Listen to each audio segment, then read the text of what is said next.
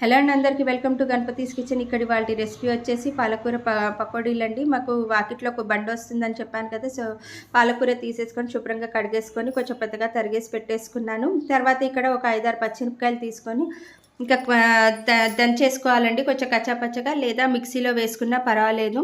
అలా ఇంకా దంచేసేసుకున్నాక 2 చెంచాల బియ్యపిండి, ఒక 2 చెంచాల శనగపిండి తీసుకొని దానిలోనే కొద్దిగా స్మాష్ చేసిన వాము, కొంచెం పసుపు, తర్వాత కొద్దిగా ఉప్పు అండి.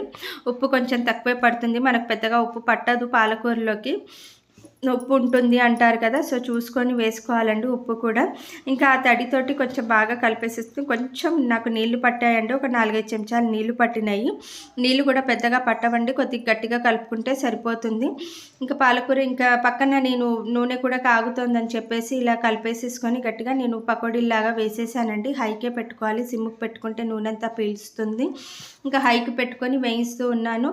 ఇంకో పక్కన వచ్చేసి నేను కొంచెం టీ కూడా పెట్టానండి, మా వారు వచ్చారని చెప్పేసి. వేడివేడి పకోడీలు అలా టీ తాగుతుంటే ఆ మజాని వేరు కదా.